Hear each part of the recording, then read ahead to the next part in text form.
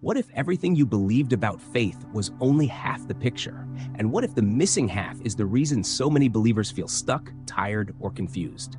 Faith and works, two words that have caused confusion, debates, and even division among Christians for centuries. Some people say, just believe, that's all that matters. Others insist, if your life doesn't show good works, your faith isn't real.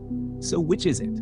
In this video, we're going to slow things down and bring clarity straight from the Bible. We'll discover what faith really means, what works are actually for, and how the two are meant to work together, not against each other. By the end, you'll understand how to walk confidently with God without guilt, pressure, or spiritual burnout. Stay with me, because this balance can completely change how you see your relationship with God.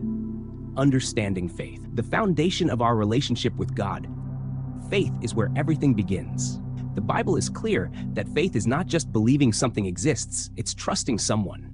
Hebrews 11:1 says, "Now faith is the substance of things hoped for, the evidence of things not seen." Faith is confidence in God's promises, even when we can't yet see the results. A simple way to understand faith is this: faith is reliance. It's leaning your full weight on God instead of yourself. Ephesians 2 verse 8-9 explains it clearly. "For by grace you have been saved through faith, and that not of yourselves. It is the gift of God, not of works, lest anyone should boast." This verse removes all confusion about how salvation begins. We are saved by grace through faith, not by our effort, not by our religious performance, not by how good or disciplined we are. Think of faith like plugging your phone into a power outlet. The phone doesn't generate power, it receives it. In the same way, faith doesn't earn God's grace, it receives what God freely gives. Abraham is one of the clearest biblical examples of this. Romans 4:3 says, "Abraham believed God, and it was credited to him as righteousness." Before Abraham did anything impressive, before he obeyed any commands, God counted him righteous because he trusted him. Faith at its core is saying, "God, I trust you more than I trust myself." But here's where many people get confused. If we're saved by faith alone, does that mean works don't matter at all? That's where the next part comes in. What are works? Understanding their true purpose. When the Bible talks about works, it's not talking about random good deeds or trying to earn God's love. Works are actions that flow out of obedience, love, and transformation. James 2:17 says, "Thus also faith by itself, if it does not have works, is dead." That verse can sound harsh if it's taken out of context. James isn't saying we are saved by works. He's saying real faith doesn't stay invisible. Works are evidence, not currency. Imagine an apple tree. You don't tape apples onto the branches to make it an apple tree. Apples appear naturally because of what the tree already is. In the same way, good works don't make someone a believer. They reveal that someone already is. Jesus said in Matthew 7:16, "You will know them by their fruits." Fruit doesn't make the tree alive. Fruit shows the tree is alive. Good works include things like loving others sacrificially, John 13:34-35, obeying God's commands, John 14:15, serving with humility, Mark 10:45, living a transformed life, Romans 12:1-2. Works are not about impressing God. They are about reflecting Him. This is where many believers struggle. Some try to live only by faith, ignoring obedience. Others obsess over works, constantly fearing they're not doing enough. The Bible doesn't support either extreme. If this teaching is helping bring clarity to your walk with God, like this video, subscribe to BibleFix, and comment below. Lord, help me walk in true faith. Share this with someone who may be struggling with faith or works right now. Faith without works versus works without faith. Two dangerous extremes. Let's talk honestly about the two extremes that trap many Christians. The first extreme is faith without works. This mindset says, I believe in God, so how I live doesn't really matter. But Scripture strongly challenges this idea. James 2:19 says, "You believe that there is one God. You do well. Even the demons believe and tremble." Belief alone without transformation is not biblical faith. Faith that never changes how you speak, love, forgive, or live is incomplete. The second extreme is works without faith. This is when people constantly try to earn God's approval through effort. They serve, give, pray, and obey, but from fear, guilt, or pressure. Over time, this leads to exhaustion and spiritual burnout. Jesus addressed this in Matthew 23:27 when he spoke to the Pharisees. They looked righteous on the outside, but were empty on the inside. Their works weren't flowing from faith, they were flowing from pride and obligation. Works without faith turn Christianity into a performance.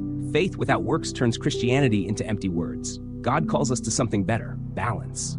Jesus as the perfect example of faith expressed through action. Jesus never separated faith and works. He lived in perfect harmony between the two. Jesus trusted the Father completely, and that trust naturally produced action. John 5:19 says, "The Son can do nothing by himself, but what he sees the Father do." Jesus' works flowed from his relationship with the Father. When Jesus healed the sick, fed the hungry, and served the broken, he wasn't trying to earn God's favor. He already had it. His actions were the overflow of love and obedience. One powerful example is found in Luke 10:33-34, the parable of the Good Samaritan. The Samaritan didn't just feel compassion, he acted on it. His faith expressed itself through mercy. Jesus also made it clear that obedience matters. John 14:15 says, "If you love me, keep my commandments." Notice the order. Love comes first. Obedience follows. Faith fuels obedience. Obedience proves faith. Paul and James, not contradicting, but completing each other. Many people think Paul and James disagreed about faith and works. In reality, they addressed different problems. Paul confronted people who believed they could earn salvation. That's why he wrote in Romans 3:28, "A person is justified by faith apart from the works of the law." James confronted people who claimed faith but showed no evidence of transformation. That's why he wrote in James 2:26, "For as the body without the spirit is dead, so faith without works is dead also." Paul focused on how salvation begins. James focused on how salvation lives. They are not enemies, they are partners. True biblical faith saves you instantly, then slowly transforms you daily.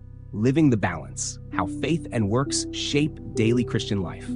So what does this look like in everyday life?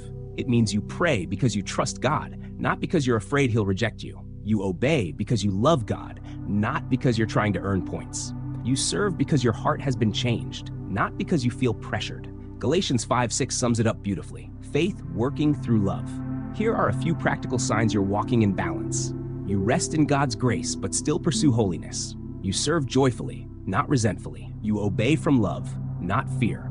You trust God even when you fail, knowing his grace remains. Philippians 2:12-13 explains it perfectly. Work out your own salvation with fear and trembling, for it is God who works in you both to will and to do for his good pleasure. God works in you, then you work it out. Faith and works are not rivals, but partners. Faith and works are not opposing forces. They are two sides of the same spiritual coin. Faith is the root, works are the fruit. Faith receives salvation, works reveal transformation. You don't work for God's love, you work from it. When faith and works are in balance, your spiritual walk becomes lighter, healthier, and more joyful. You stop striving and start living. If this message blessed you, like the video, subscribe to BibleFix, and share this with someone who needs clarity in their faith journey. And comment below, "Lord, help me walk by faith that works through love." Let's grow together, one truth at a time.